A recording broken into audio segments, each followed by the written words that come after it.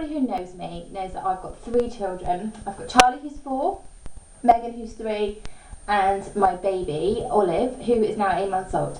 And having a baby and having 3 children is not an easy job, especially when you're trying to run your own business. I get asked a lot and I get commented a lot that I'm super mummy, and I'm not super mummy. I've just been running my own business now for 3 years, and I know how I feel about certain situations. So here are a few of my tips.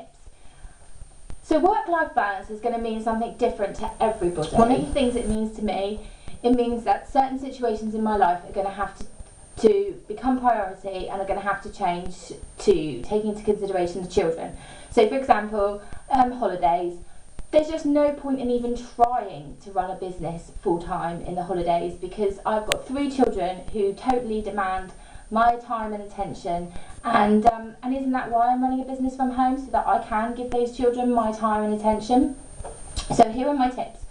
Remind yourself why you're running a business and juggling children. If I'm up late sewing or writing, then I know that the reason I'm doing that is because of my children, because my children are my main priority in life. If I'd wanted to have loads of money and do whatever I wanted to when I wanted to, have no kind of stresses or strains in my life, then I would have gone out and got a full-time job. But I don't. I run my own business. It is a full-time job, but I run my own business, meaning that I can pick and choose what hours I want to do, how much work I want to put in, and things like that. So balancing your activities is my second tip. I try to balance my activities by giving something to the children in a way that I can do something for my business in return. So I might take them to the park, I might take them swimming, I might take them out for a day trip somewhere. But I know in return that they know that if I'm going to say to them, I need to do some emails, I need to do a bit of work now, that they'll be happy to sit down, chilled out, reading books, watching telly, playing puzzles, or building with Lego. And they'll be happy to have that chilled out, relaxed time, because they know that it's been a compromise between the 2 of us. I've given them something, a fun day out, something like that, and in return they give me half an hour to sit down and check my emails or do some work if need be. So when it's a rainy day on a summer holiday and, you know, it gets hectic, you're in a house with 3 children, screaming, it's raining, you're bored, and it gets all completely out of hand, you're trying to do some work, it's just manic. Why put yourself in that situation? Think about things that you can do, that you can sit down at the table and do.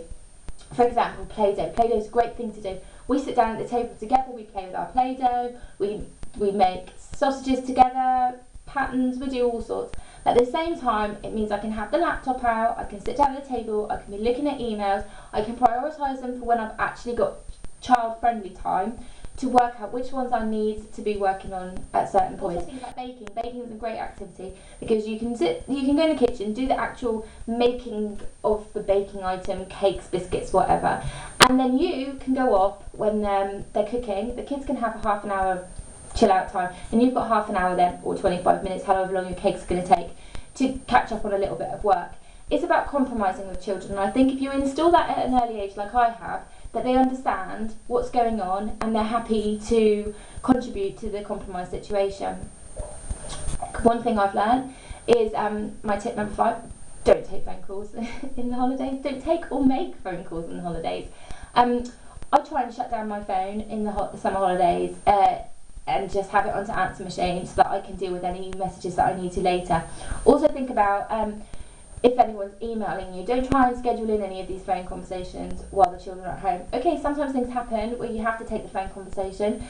Either ask them to phone back in half an hour or take their details and say you'll ring them when their kids are having lunch or something, or you know, even if it's I'll ring you back in 5 minutes, that you can pop them down in front of the TV. I know I'm not advocating nannies, TVs as nannies, but what I'm saying is if it gives you 5 minutes to take or make a phone call that you need, then that's important. But otherwise, don't do it. Just don't do it. It's not worth the hassle.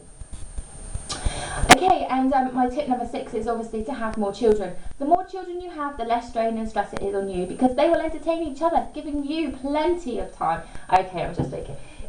Obviously, I'm not telling you to go out and have lots of children. I don't want angry husbands phoning me up saying, my wife says that the reason her business isn't working is because she hasn't got enough children.